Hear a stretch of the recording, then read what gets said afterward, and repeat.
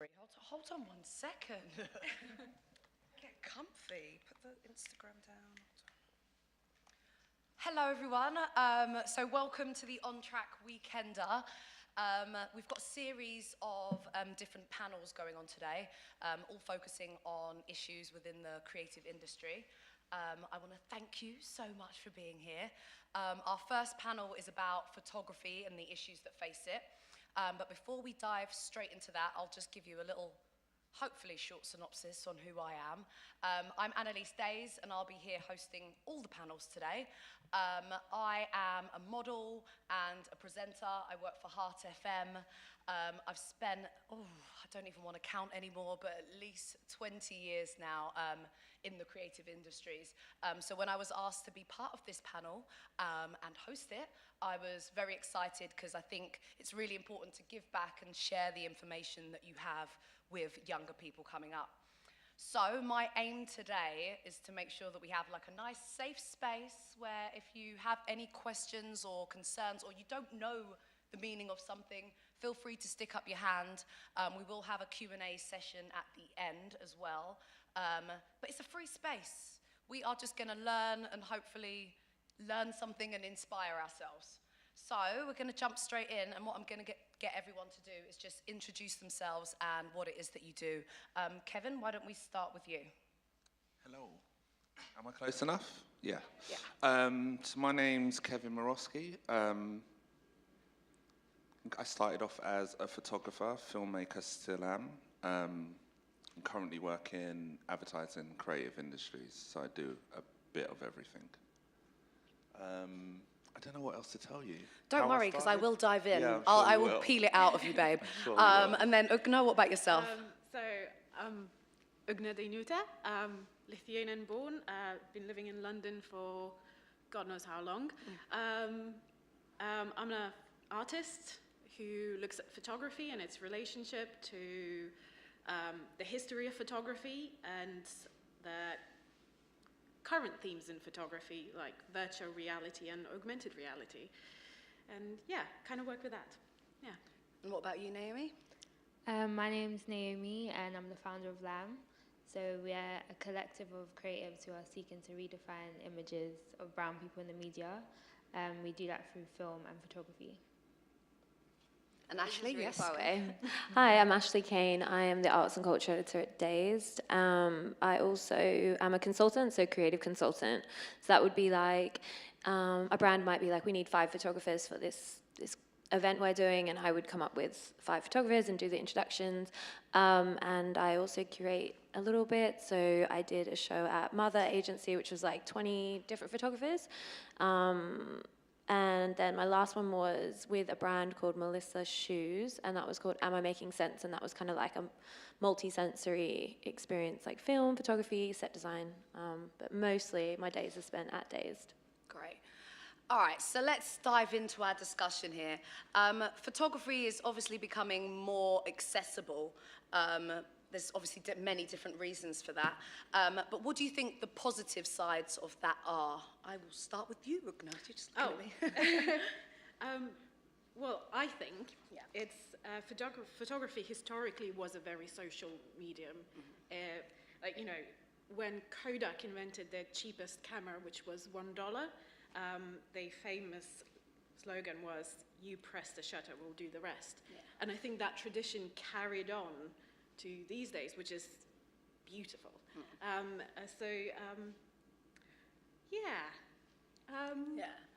So, Naomi, would you say that there's been a positive impact on photography becoming more accessible?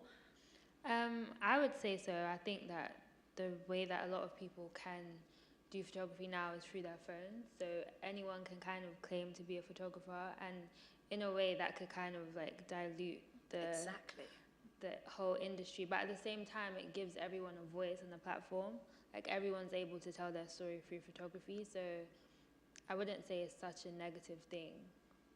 Ashley, do you have anything to add? Yeah, I talk about this a lot actually, but I think there are definitely pros and cons to photography being like more democratized, because I think the pros are obviously when you just have photography and like the power to share photography in the hands of like a very small amount of people, then that's when we start to get like the narratives that are like leaving a lot of people out. So, for example, I was thinking about earlier, and like there was a news story that went around, and it was like the photography that was being shared from refugees, like actually making their way across to Europe, which kind of goes against all the rhetoric that we've been seeing in the news, and it gave a human like side to these people that are obviously like, if you read The Sun or the Daily Mail, which I don't advise that you do, but you can see how poorly they're treated and spoken about. So I think the pros of photography being more democratized and more accessible is definitely people are in control of their own narratives and people are in control of their own stories. And the cons, I would say the same as what you were mentioning in terms of like, it kind of becomes a little bit of a puddle.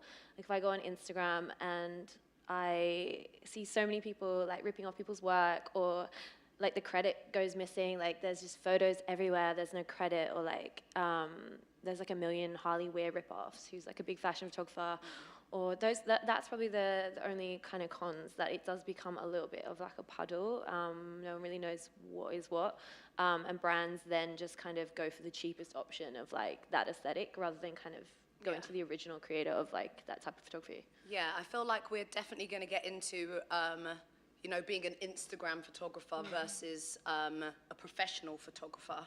But Kevin, I'd love to know your thoughts on how accessible photography has become, and whether you're for that or against it, or just what your thoughts are on it.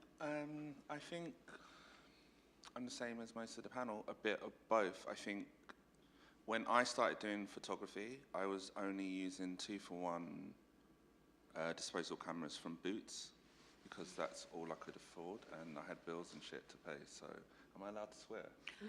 You know, if you're feeling it, you're feeling it. Like, I don't know how. I've just got to be real. Yeah, I was only using 2-for-1 from Boots, and even then, documenting what was going on around me, I didn't share it. And it wasn't until someone brought me, there's a photographer called Nan Golding. She has a book called The Devil's Playground. And I saw her stuff and I was like, oh, I do this stuff. And actually, like, with my eyes closed, I'm not trying to say I was better than her, but I'm just saying, I was like, my stuff isn't that far off. And like, she makes bare pee and like travels everywhere doing this.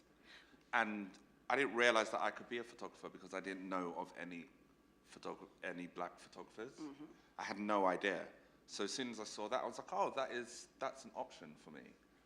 So in that respect, in terms of it being a more accessible kind of art and people realizing that they can go off and do that, that's definitely a beautiful thing. I think on the other side of it, people just running around with phones, and I know we're going to get into it a little bit more, and just being like, I'm a photographer, I'm not really with that. I think that's a different thing. I think that's a form of expression, and I don't think it should be frowned upon, but I wouldn't necessarily say it's... definitely. Yeah, photography, for me personally. And then you see in that photographer, was that turning point for you? Was that that's what made you choose photography? Was your inspiration? Yeah, for sure. And I just really shouted into the mic, sorry. Yeah, for sure. But in terms of, why aren't there any black photographers that are like, why is it that it was a white lady and her images and her story that gave me that inspiration? And I'm not saying that you can't get inspiration from anywhere. Of course you can. But to me, it was just bizarre that once again, it was this, I wasn't seeing myself in certain spaces. So therefore, I had no idea that I was doing photography in a right way, if there is such a right way. And what I mean by that, for me, a good photographer is, I think the way that you judge a good photographer is that you can't. I think it's about the photographer being in love with their work and expressing that. And if it moves people, it moves people. If it don't, it don't. I could take 10 images today, and to be quite honest with all of you, if you all thought they were shit, I could care less. If I'm in love with my work, I'm in love with my work. And that's just the way that I've always rolled with. That's the beauty of an art form. And how old were you at that point? 20, I think. 19. No, that's a lie. Sorry. 14, and then by the time I got the book, I was 20. Right, okay. So I'm documenting like throughout 90, like, Yeah, but yeah, yeah. not. And all of my friends are used to like this flash going off, and just like, oh, he's doing his thing, whatever. But no one saw any of that stuff. Yeah. And then, when I was 20, 21, someone brought me the book, and I was like, oh, I do this. I do this. Yeah. And then I'm going to go over this side now. Why? Actually, I think it's really important that we hear, like, what made you decide to get into your artistry, I'm going to say. So whether it's photography or whatever that aspect may be, what was it and how did your journey start? I think with all creatives, it's a bit diluted. You start off with one little thing. So I started looking in arts because I wanted to be an architect. Because, buildings are beautiful. But then I started taking photographs of buildings and exploring buildings, and you kind of start building up the understanding of the social structures around those buildings, and what's left is photographs as a record, and then you can reflect on them and write about them. So that's kind of how my journey started, and it's, carried on, and it's going to carry on somewhere else. But I think talking to young people is beautiful, because, it's inspiring. Yeah. You want kids to come and ask you questions. Yeah. And it's rewarding. Yeah. And then why don't you tell me a little bit about your journey, Naomi and Lam, and how that started? So we started trying to respond to the social issues of the world. So the first documentary that I shot was on colorism in the UK. And I saw all these issues that sometimes they go swept under the rug, and I thought that the best way that I could respond to it was through art and through my poetry and through film. So it started just by trying to be responsive to what's going on in the world, but then trying to do that from an art perspective. So basically creating like woke art. And I think similar to what you said, just loving what you do, and at first putting out something that was, I wouldn't say it's controversial, but not everyone is trying to talk about colorism or cultural appropriation. So putting out something like that, knowing that we could get like a negative response, which we did from some people. A lot of people are saying that they don't understand why we have to continue having these conversations, like we're the ones who's continuing the narrative. But just making sure that I knew that where the art started from was a place of passion and love that can help me to continue. So yeah, that's kind of how it started. Nice. And then Ashley, I know that you've got a different perspective on it because you don't take photos per se, but don't. you select images. I wish. Everyone's like, why don't you I just see so much good work. I'm like, well, how could I compete? But no, for days, I always wanted to be a journalist. I'm from Australia, so coming over here, I had to figure my way out to get into that industry, like interning and stuff. So I started interning at Days as a receptionist, actually, and I didn't have a scrap of writing under my belt. And they were like, you can come and intern. I worked at a cool restaurant. They're like, if you come and intern, can we get like a discount? And I was like, yeah, sure, you can. Yeah, of course. And then I got this internship, and I just started emailing everyone. I was like, can I please write for you? So I just started like annoying everyone, transcribing everyone's stuff, and then kind of made my way through. And I initially was interested in fashion, so was doing that. And then when I got a job as a digital assistant at Dazed, like 4 years ago, I think it was, no one was really doing the art and photography side of it. And I had studied photography, actually taking photos in uni. There's a little bit of uni I did. So I was really fascinated. Like I remember being obsessed with like Cindy Sherman. But I remember them telling me that was like, they were kind of like against that. They were like, that's not real photography. I don't know. She's like one of the biggest photographers in the world, and they just weren't really seeing my perspective. So that's when I was like, screw this, I'm going to London. So so the art section was really kind of empty, and I just took that. I saw a gap in the market, so I was always interested in art and photography, and I just started to research and write about artists and commission pieces on artists and photography. So I started like, I don't have a foundation arts degree or anything. And then from there, obviously, became arts and culture editor. Like a year later, we moved really quickly at Days. And then just continued to do that. The consulting stuff came really naturally, I guess. I'm really lucky that I work every day, and people tell me all the cool stuff they're doing. Like they literally come to me. Just to interrupt slightly, what does the consulting actually involve? So consulting would be like, somebody would say, we need 10 cool photographers, or what's going on in London, like tell us. And then I would say, these people are doing cool stuff, these people are doing cool stuff, and then they might be doing an event, so they would, I'd connect them. Yeah. And that is good, because I think that is a really good way for me to be able to support photographers with like brand jobs.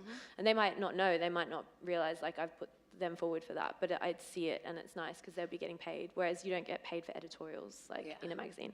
But yeah, so the consulting stuff came naturally, people just started asking me, and then the curating thing was like really random, because I thought that you'd have to do a degree for that. And my friend was like, let's get together a bunch of our like favorite photographers and put them in a show. So we did, and it was like quite amazing, because it was like Campbell Addy and like Nadine Idjwar and all them. That was like their first show, I guess, and they're huge now. Like it's so impressive to see how much they've grown. So it was nice, like little seed where we all began. You helped develop the artists. Well, they helped me develop as well. Like their work was incredible, so that was cool. And I always think like you don't really have to ask permission to like do that stuff. You just be like, I want to put a bunch of images in a room on a wall, get some beers, and have like a party. So definitely, that is how I became a curator. Yeah. And what do your parents think about what you do? I know like being an artist is sometimes not exactly what parents want to hear sometimes. How did all of your parents react to it? Since I'm with you, Ashley, I'll go there first. Mine are in Australia, and they didn't really understand. They were like, you're doing what? And you're like doing all this work, and like you're not really getting paid for anything, and like all this stuff. Because I'm not an artist, but journalism is like, it's the same, babe. Yeah, it's like, I'm lucky, like if I wanted to make a lot of money, I would have to go and work at something like a really horrible corporation, or I get to do what I love in a company that I really respect. So money is not the highest value there, but they love it. They're really excited. They see everything I do. It doesn't really make sense to them, but after like 4 years, they're like, oh, okay, I kind of get what you're doing now. So I'm lucky to be really supportive. Definitely. And what about you, Kevin? What did your parents think at that age of 14, thinking you wanted to be a photographer? Big up my mum. My dad's a waste man. Your mum. She's always been supportive, innit? She's always been supportive. She didn't really understand what I meant when I said what I was doing. I think particularly in lower income housing, especially ones that are of colour, it's to go for the safe bet. And so the idea of either going into advertising, photography, I'm going to make films, that doesn't necessarily mean stability, which it doesn't, to be fair. It doesn't. It doesn't. It didn't. But she was always supportive. Then bit by bit, she started to understand. So I've had work published, I would say, in almost all magazines, from Days to ID, everyone. So bit by bit, I was like, oh, look, to show her physical, and then she'd be like, oh, okay, so that's... I do stuff. Right. So did you get paid for that? I was like, well, no, it's editorial, you don't get paid for that. She's like, so... I was like, no, but it means that I can get into this door and that door. And then the first major campaign I did was for Mini, the cars. Okay. I just did that independently.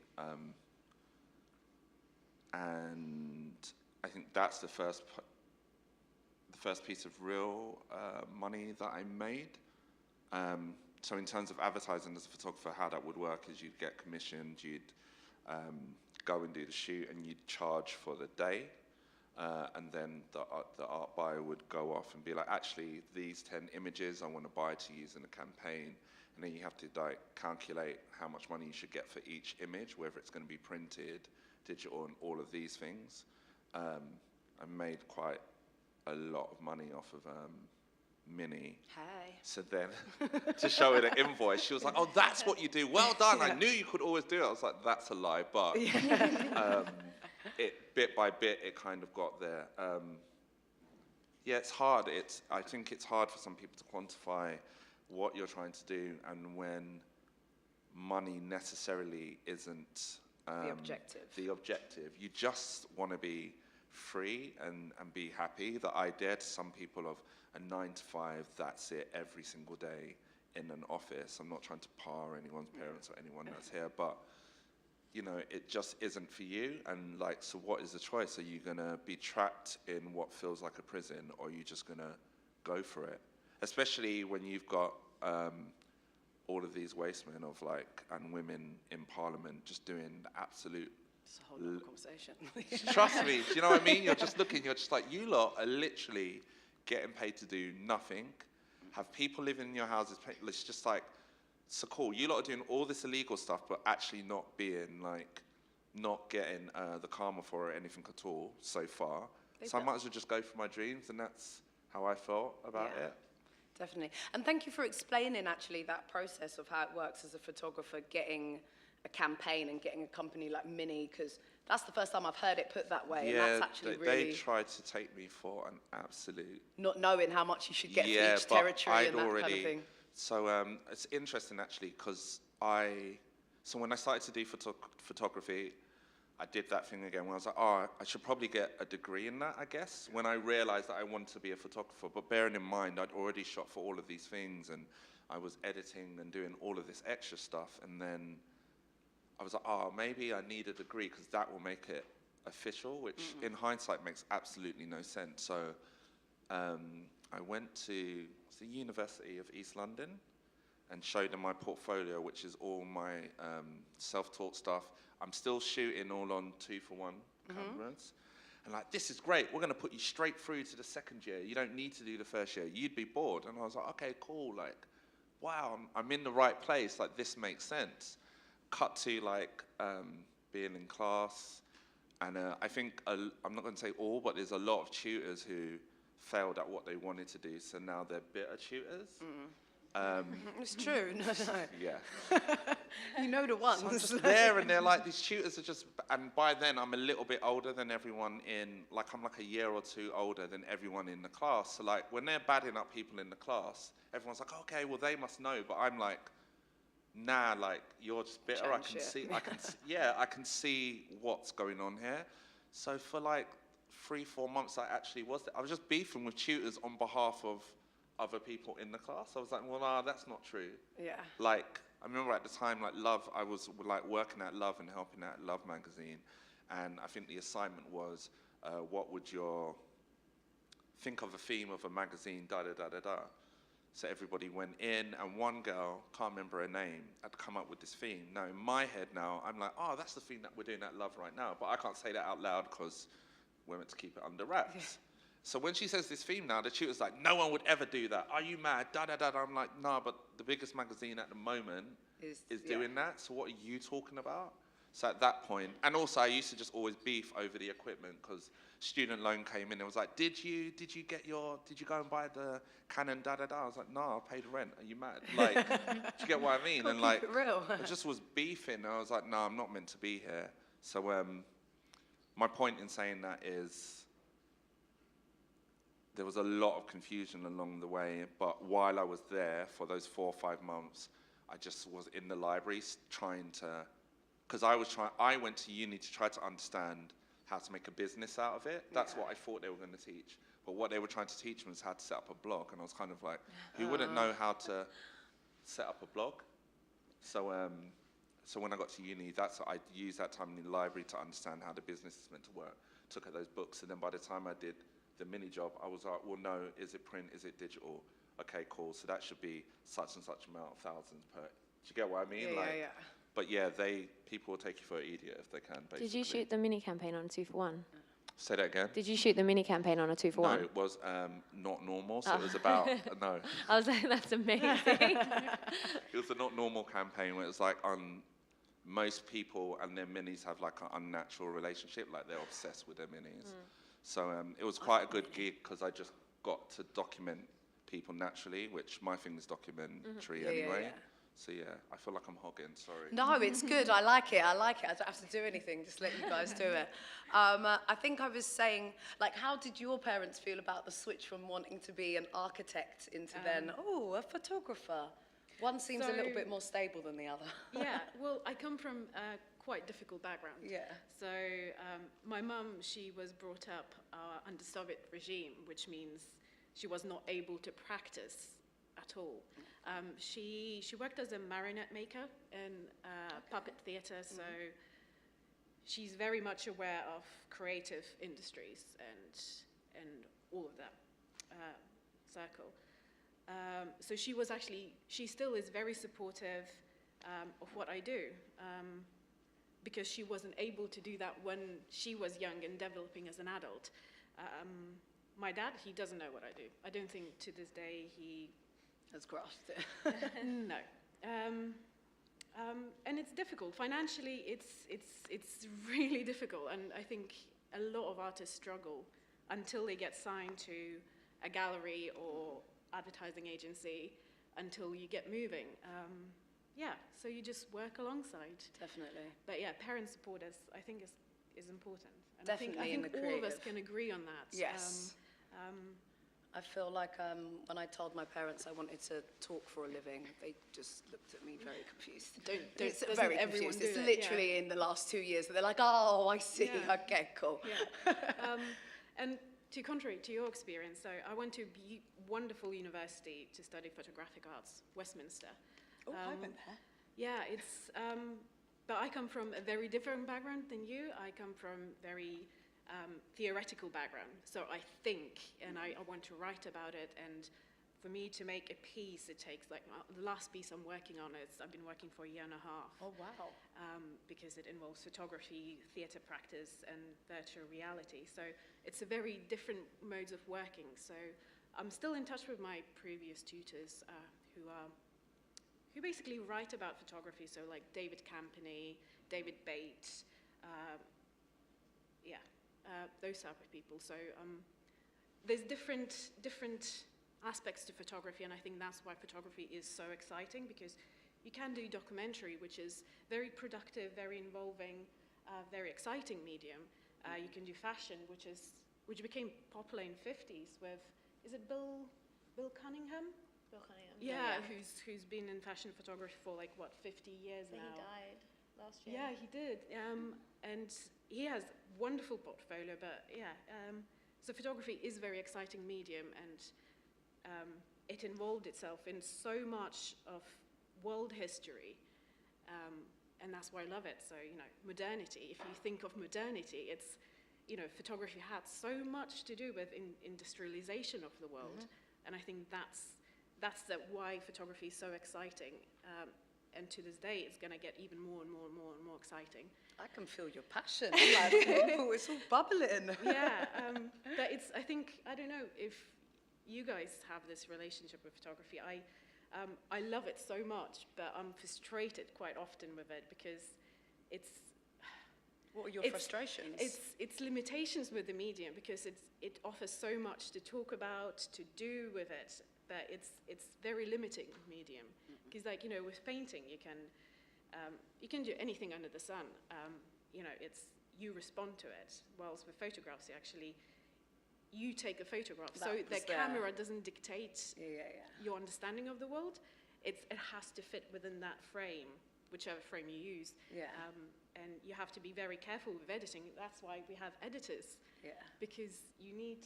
can change the you whole need their image. help, But actually, because you end up with probably 150 images, and it's like, so let's talk about it.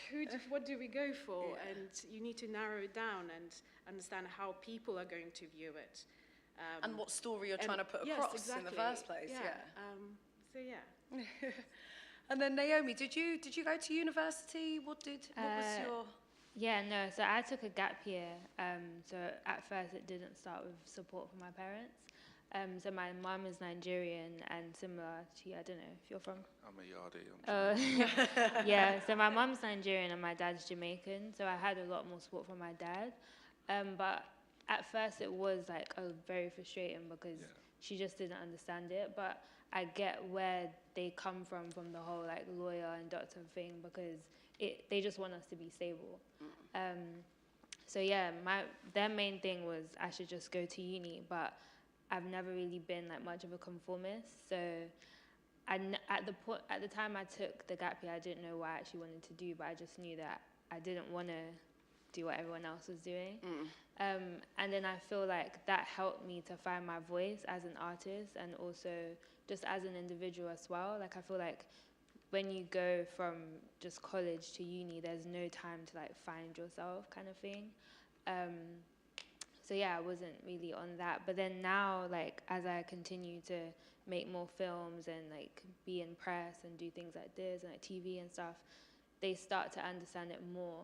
So I feel like they would always, because they do love us, they would turn around and yeah, I mean, it wouldn't stay negative. Eventually, they Eventually they'll turn around. They just want us to succeed, innit? Yeah. Yeah. And like the It's out of obvious- fear. It's out of only- fear. yeah. It's Yeah. not. And I think your perspective is quite interesting because I understand where you're coming from, but then you have other slants on it for different things. So for me personally, it's like from a person of colour's perspective, then my experience is completely different to you Oh, yeah. because you're a woman of colour. Yeah. So therefore, and that's the next level. You're not yeah. even light skinned and a woman of colour. Yeah. Do you get what I mean? If we're really going to have the conversation, let's have the Let's conversation. have the conversation. This is what we're here to do. So it's you're right, all of those things are true, but then art and these spaces have been, even though black art or whatever, wherever you're from, art has existed for sure, but in terms of commercial success and stability, that's predominantly always been a white space, I would say. Even down to, and I say this from experience, and like, let me give you an example. Damon Dash used to have a gallery in New York, and they had seen my work, and they flew me over and was like, "We want you to do a show." So I met the head curator. Yeah, the head curator. I was going to say curators. That's not even no. a myth. Don't add this on the end. Yeah. Head curator got there. Oh, you're Kevin Morosky. I thought you was going to be white. Oh, Oh my God. This is a black lady I'm talking to. and when was this? She didn't Google you? Like, at least try. No, they just seen the work and loved the work, and I was like, this is cool. And I've just realised this in this moment that I think the reason why I fell in love with photography and the idea of just putting out work was maybe for once. You were anonymous. Yeah, and my blackness didn't precede me. Does that Yeah, make yeah, yeah, sense? yeah, Like yeah. I was just, It wasn't I was the going to first be thing people judged saw. on my work and not the other things that come along with it. Never was I hiding from my blackness. I would never ever want to be anything else but that. But it was just this nice thing of like, oh, maybe I'll just be able to exist Yeah. and create. So she was like, oh, you're black. Okay, well, maybe we can do a Banksy thing with you and no one knows who you are and rare tear because, you know, we're trying to like run, I think they call it like a blue chip gallery, so we sell in the millions. And as soon as they know that you're a black photographer, then you just become a black photographer. So then you need to be in different galleries around Brooklyn and stuff. Oh. And just talking about galleries that like have like black and white naked black women Yeah. image, that kind of thing, just like super bait, obvious stuff. And because like I'm from South London, innit, and my circle has always been diverse because the thing that's always linked us together is that we're just poor, innit? Do you get what I mean? Common like, ground. cool, you're poor, I'm poor, gang. That's it.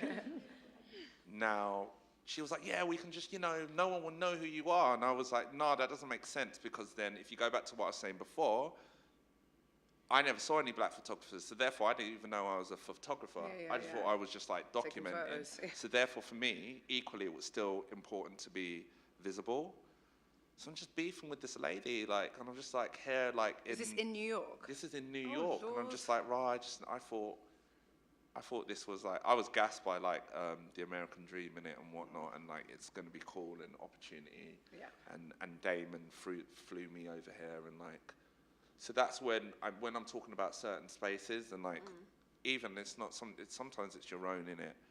Even her, she was just like still trying to like hold me back. Yeah. So I think you're right, and like photography is amazing and all of those things, but for certain people, it's a different experience. Yeah. Definitely. It's very Yeah, subjective. and I think you know it's awful. I can't imagine that going through. It's quite sad that people still go. You Think know, that way. Yeah. but I think, gallerists, they're a very interesting breed, I would for say. sure. They, when you say word gallerist, you think of someone who's knowledgeable in the creative industry. But all they're in it for money. They're not in it for creating, something who could stand in history. They're in it for And a selling conversation it and for, change things. a white collar man. And it's a sad truth. My partner used to work for commercial art gallery, and he had to quit this job because it's just saddening how they look at the artworks. It's commodity. It's not a trying to make a social comment on the world, or trying to understand it, because that's what essentially we do as an artist.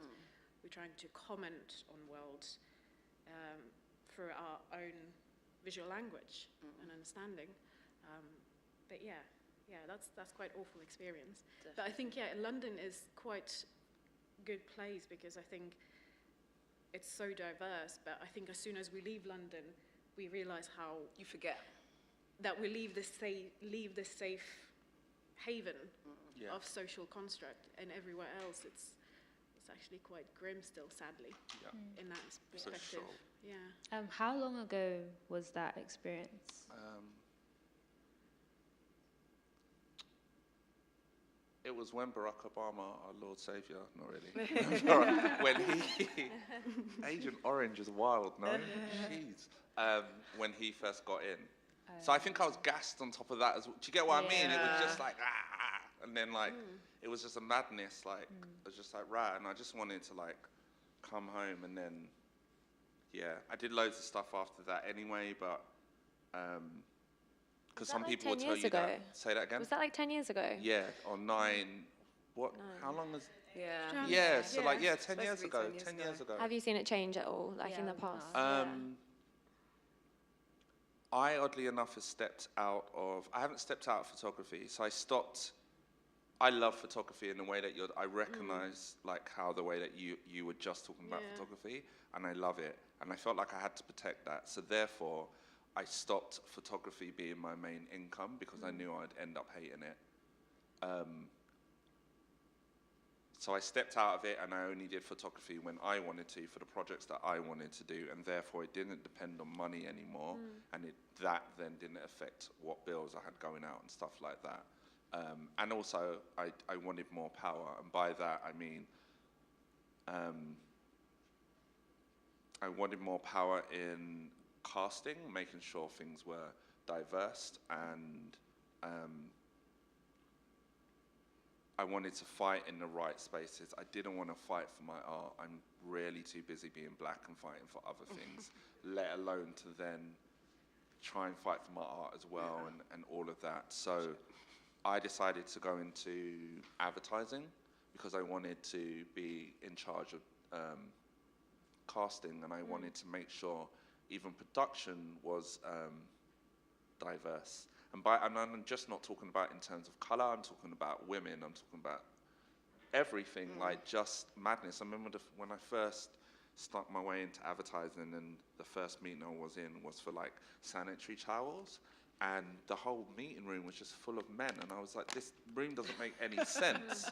Like, why are you guys deciding how you talk to women about their and I went, oh yeah, and I was like, geez, like. The obvious. So I think it has changed. I know that I've tried to make changes. So even with, I didn't work with you directly, but last year there was a campaign that I came up with called Reveal the Real You for Huawei. Yeah, I remember it. And I fought for, like, you lot brand Campbell Addy forward. But the way that I fought for Campbell Addy, like I owed him my life and money to make sure he got that top spot. And it was from a selfish point of view. I was like, this black gay boy from South London, I'm gonna make sure he's at the head of this, because I want kids like him and any other kid of colour, or anybody who has felt other, to feel represented. So I think it has changed. I know that at the peak of what I was doing photography-wise, I felt like a token. I felt like the cool black guy to bring in. Kevin, he knows everyone, da da da da, and it's like, no, but there's a real message behind there. Like, literally, that's why when you came in and you were like, I'm from Lamb, da da da, and I was like, yeah, like, tell me more. Like, that's exactly up my street. Do I think it's changed? Slightly. Not enough. Not enough. There's a long way to go, but it's definitely improved, for sure. Yeah. I feel like something that we should talk about is Instagram photographers. And maybe instead of us just saying, like, you know, how I'm assuming that we want to say that it's not the best thing that people are calling themselves photographers just by posting on Instagram, but why don't we try and maybe give some advice on how those Instagram photographers should go about becoming professional photographers? I mean, it's a blurry line. I could imagine that if I was getting into photography, I would probably share a lot of my work on Instagram. That's a good place to start. But then to actually take it to the next level where I'm being paid to do that and I'm not just, that's not my sole medium. Do any of you have advice for that or anything? Naomi, I'm gonna pop you in there first. I would say just study the craft. If you really want to do something, then just study it, because everyone can be like an Instagram photographer now, and like if you go into that space without having a unique perspective or at least a unique eye, then you would very easily get lost in it. So study and then just try to find like a unique point for yourself. Definitely. And then, like, Ashley, what do you look for? Obviously, I mean, assuming a lot of your artists are probably on Instagram, but what is it that you look for? Well, okay, so yeah, I have this conversation. I have a very different perspective, maybe, you know, from Kevin, because as a photographer, you want your work to be sacred and like not just out there. So a lot of photographers will like refuse to have Instagrams or refuse to post or have websites. And like, so if I wish I had more time, like to go studio visits and like go and sit down and look at portfolios and stuff, but I don't, sadly. But you know, if someone doesn't have an Instagram or a website, it's really difficult for us to see their work or make 100%. A decision or shortlist. Yeah. So like my friend, like even my friend, like he's a photographer filmmaker, and I know his work like in my head, but if I need to like send it to a brand to be like, let's get Bafik to do this, I like can't find any images of his, and I'm like, I want to give him that job. So I think it is good to have Instagram. It is good to have a website, and I do think it's good when you have Instagram to have like, don't have you drunk on Instagram and then a photo of your work next to it, because it's really hard to distinguish. Also, like if you're posting mood boards or something and you're not saying specifically what it is, it's really difficult to distinguish what's yours or what's someone else's work. So maybe have 2 Instagrams. It sounds a bit extra, but like even I have 2, you know, I have 2. I think advice, I would say research the craft, like look into the... Because it's a skill at the end of the day. There's a lot of stuff to know. Like, but also, what do we mean by Instagram photographer?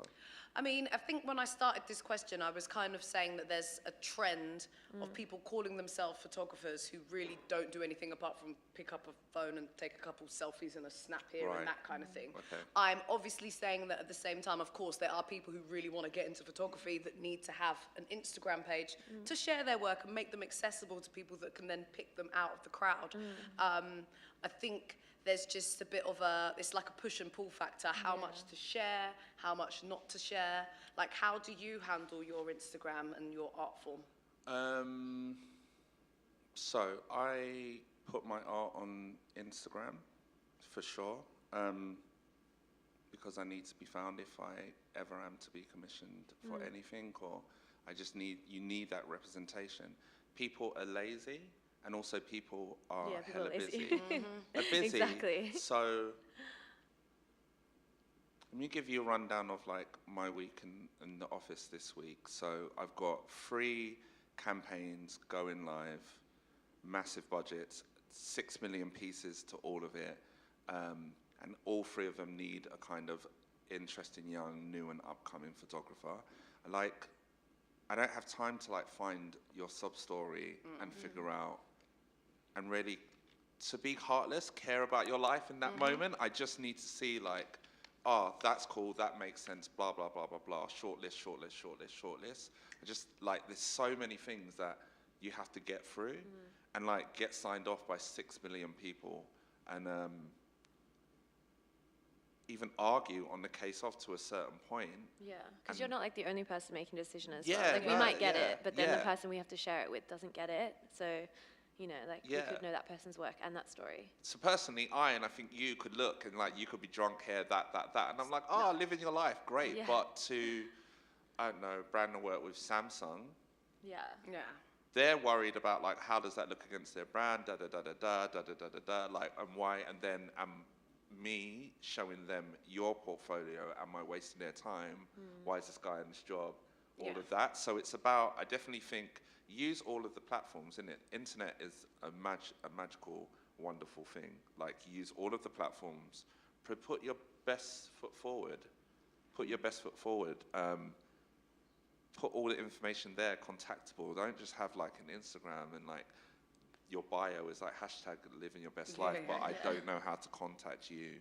And keep it consistent, because if I come on your Instagram and the last time you posted is December Not feeling it. 2016, I'm like, oh, okay, you're not active, bye. In terms of people just picking up a phone, you can do that, but you're not going to be able to come into a set and shoot and make the money that you want to make by picking up the phone. So it's cute for you to do that and hashtag shot on an iPhone or whatever. Well done, but there you also need your receipts. Like you're going to need a skill to that. So go off and study it. And there's no excuse why you don't have to go to uni if you're in uni. I'm not against uni, but in terms of photography, there's like 1,000,000,001 YouTube video. I learn stuff on YouTube all the time. I will be in big meetings and lie and be like, of course I know how to do that. And like literally just learn. Like there's so much that you can take offline and whatnot. So express yourself, do you in it, but there are certain things that have to be done a certain way when a certain amount of money is involved. So therefore, prepare yourself for it and take your time. Like definitely followers and all of that are apparently important in this day and age, but you also need that skill and that craft behind it. Do you know what I mean? And you're not far off of it, I'm sure, if you've already got that far and you've got the following. Yeah, I'm just chatting now, sorry. No, it's all good. I like it. I do want to see if anybody has any questions for our panel. I've got a sign that says finish in front of me. Sorry. Go for it, Brian. What do you guys think of the hashtag film is not dead? Film is not dead. Film What do you isn't. think? Film. Yeah, it's resurrecting even more. Vintage is fashionable now. Yeah, I don't think think it it ever. ever went. I don't think it ever went. I don't think No. it ever died. I think that, in the same way, I don't necessarily think vinyl ever died. Like This- newspapers. I love a newspaper. like- Like that's not going to change. I think that I don't think film is dead. Do I use digital stuff and all the rest of it? Yeah, but I also, if I'm like shooting on like a Canon, whatever, like my lenses will always be like vintage, old. Oh, really? Yeah, and vice versa. I think there's space for technology, and I think there's space for the way that we traditionally did things. But again, like I think, do you, whatever makes you happy, whatever makes that thing feel like your art, go for it. Yeah. Anything to add? I agree. I think like there'll be different things for different mediums. Like you might need to shoot a commercial thing, which is digital because the client's there over your shoulder. Like, I want to see this right now. I know some people do film and digital on set. Film is really beautiful. I was strangely with Peter Lindbergh the other day in Arles, and he was saying digital is so incredible that you can swear that this was taken with a film camera, but it is digital because you can make all those changes afterwards. It is a skill in itself to be able to do that stuff. It really is personal preference. I get really sad when young people are like, but I can't afford film. And you're like, you don't need to do what everybody else is doing. You're not excluded from photography because you can't afford film and that. You know, you can get a 2-for-1 camera. I used to shoot on those Boots cameras as well. They stopped doing 2-for-1. What are you getting 2-for-1 for? They're not doing them anymore. You can buy like bulk stuff off Oh, like yeah, eBay yeah. and stuff like that. But that's exactly like it. You don't need to be like getting the most expensive film. I think that's Yeah. alienating for people when that narrative starts coming forward. Definitely. Yeah. Anything to add? No, It's not all really. right. I think it's it's out in the air now. Any other questions? I'll go here first. I guess I'll start with a short anecdote. So my friend, she just finished a photography degree, and at her degree show, this woman came over and she got all excited. She was like, "Oh, I'm going to have an opportunity again to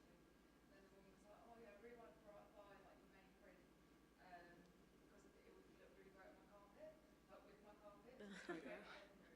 And I think I was just sort of wondering, when you take a photo, or like when you make a video, or like make photography, where do you hope it ends up? Like, who do you want to see it? Like, what's your biggest audience that you really like? Where do you hope it reaches? Oh, hi. Come with you. It depends on what it is. If it's photography, and my personal films, which normally revolve around personal subjects. So like I'm in the middle of making a film about knife crime. I only want it to talk to the people that it needs to be heard by. I'm very much in the space where I could care less if it has like 2 views. If those 2 views are to 2 people that need to see it and it's going to change their perspective. There was a time where I was absolutely gassed to be recognised by, not in a par way, but by a dazed or ID. Yeah. I could care less if you know about what I'm doing now. Yeah, that's the way it should be.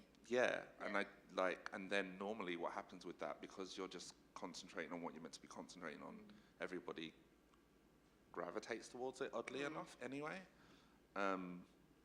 So where do I hope it ends up? I hope it ends up just giving the right people inspiration, and whoever needs to see it sees it. That's my main goal.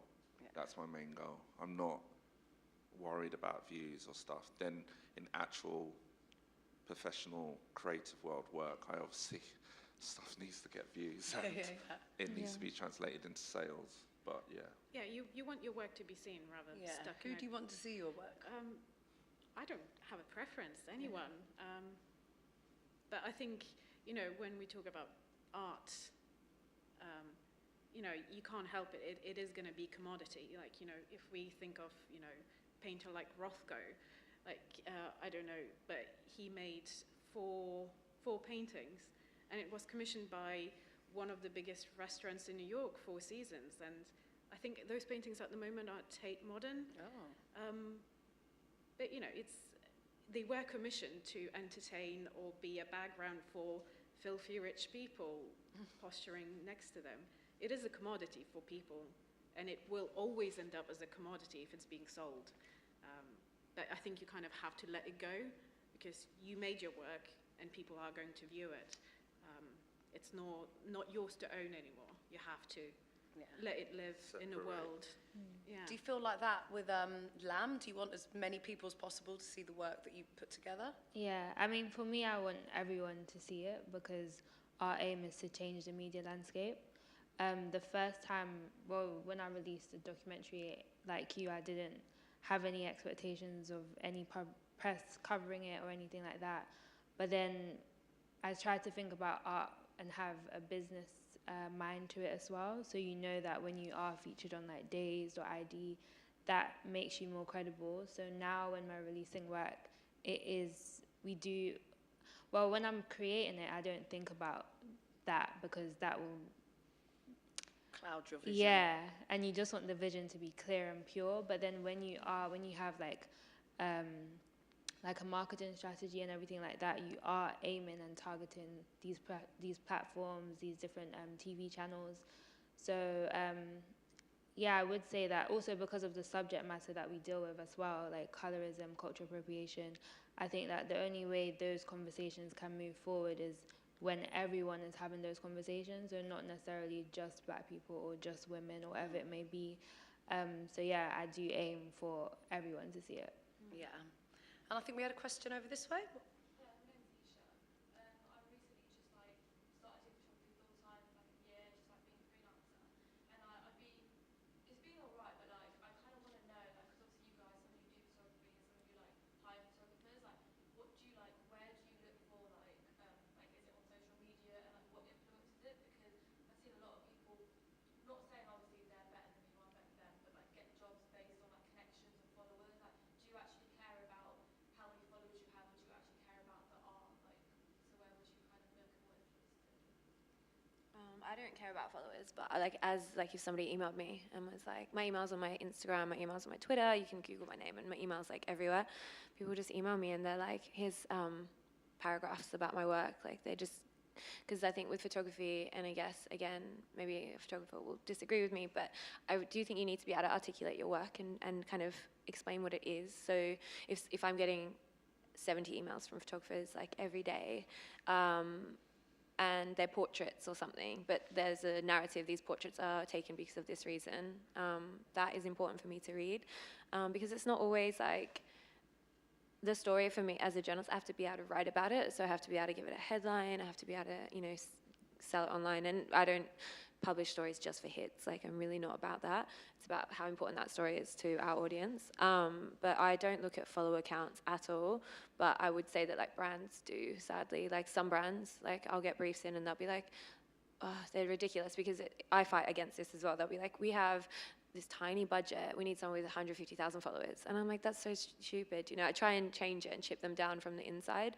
But I think if you're just looking to get your work out there and seen on a platform, all you should do is like put an email together with a PDF or with some images, and like articulate yourself and like tell them why these images are important. And the one thing I was going to say is like, don't DM people, because people always DM me and like check out my portfolio, but I just would love them to just email me, because if I'm on my phone, I'll be on my phone like when I walk out of here, and it's Sunday, so I'm not really going to be thinking about like who's the next person I'm going to feature on days. So email, because I'm in the office like sat down when I'm reading my emails. I don't know how to get in front of brands, I guess, like more advertising side, but you might be able to explain that a bit more. I agree with everything you said. When I talk about, I'm just talking from my perspective and where I am in my life now, if that makes sense. Like I've been on a journey, and now I'm like, I want to push certain people forward and blah blah blah. In terms of when I was in your position, I would never DM people like that, but I would become a super stalker. So I would have taken your whole name and gone on Facebook and found mutual friends. Do you get what I mean? And Oh my like God, look for a yes. personal, like, Reason. yeah, like an introduction. Like, okay, so and so knows that like 6 degrees of separation. Like, that's not a lie. Do you get what I mean? So like, and even now, before this one leaves, you should walk up and be like, oh, I'm gonna drop you an email and introduce yourself again, full name and whatnot. Here's the opportunity.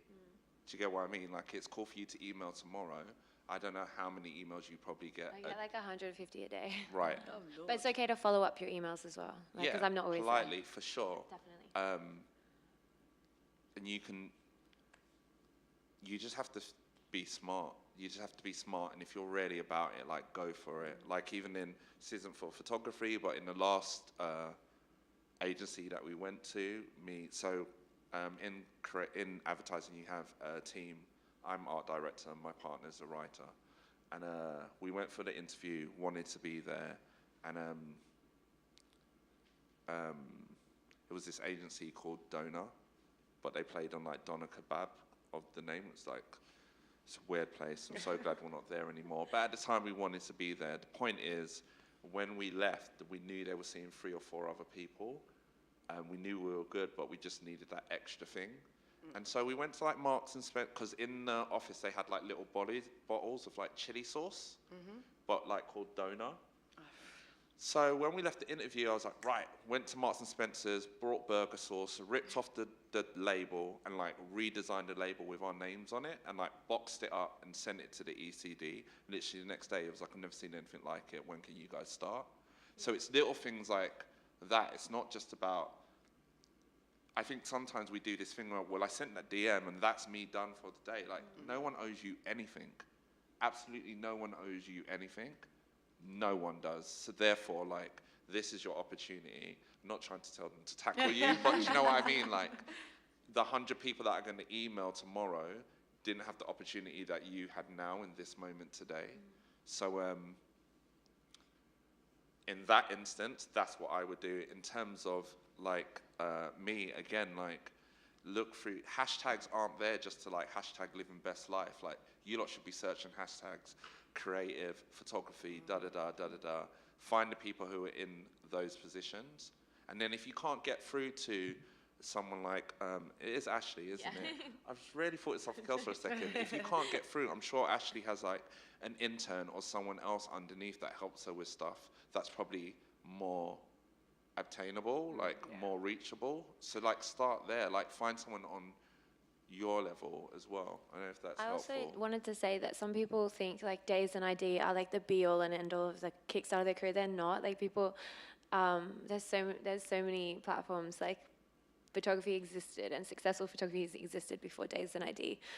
People like email me and they're like, what photos can I take for you to get on Days? And that breaks my, I'm like, don't take photos to get on, don't take photos with like me and mine, you were mentioning it before. Just take photos of like what's important to you. And then, yeah, it might seem like Days and ID are the only ones in front of you right now, but there's like British Journal Photography, there's like all these other, there's like Aperture magazine platforms. There's all these like incredible photography platforms. Sometimes I get stuff through it, but I have to look at it through like the lens of Days still. So I might love something. And I'm pretty, I do get to do what I enjoy. Days is a really good platform for me to work at in that aspect. But yeah, like it's not the be all and end all of like your career if like you don't get on that website or in that. There's so many other platforms out there, and you see people making their own media, like, you know, Galdem like made their own publication because they weren't being welcomed into mainstream spaces. You just do your own thing. But yeah, don't be disheartened by like, you know, people not getting back to you, or it is good to, you know, to try, but yeah, it's not like the be all and end all of the world. I just always want to tell kids, like people that. Yeah, it's not definitely. I think the thing is that you see someone successful and that's all you see. Or like, even if I'm sat up here and you feel like I'm successful, that's cool. To a certain extent I am, but there was a point where I walked out of my Paul Smith job to be a photographer and ate super noodles for almost like 4 months straight, walking to shoot stuff for free and all of that. There's always a journey. Always a journey. Days wasn't always Days Digital and all of this with like the nice office and whatnot. It was like some fanzine with like, is it Rankin and Jefferson, and right. It wasn't always that. Like, you've got to start somewhere. You can't make, I always say this, you can't make a pound without 100 pennies. If you've got 99p, then that's not a pound.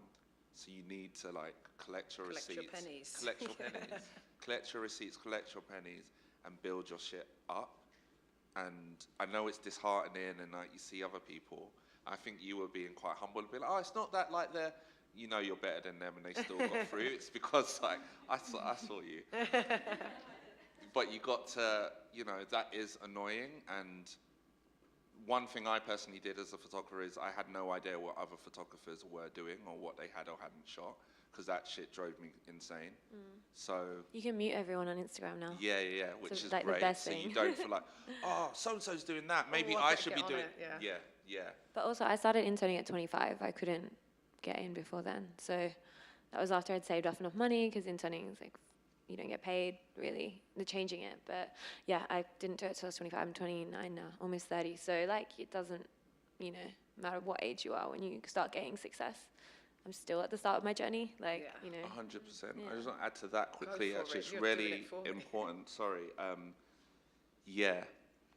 By the time I'd stopped doing photography as my main income, so I'm just going to be real and talk numbers. So imagine like, for me to go out and shoot for a day for a campaign and whatnot, I'm talking about, at that point, it could be anything, a minimum of $2,000 upwards to like, it depends on what it was, but it could all, I think the highest has been like 10.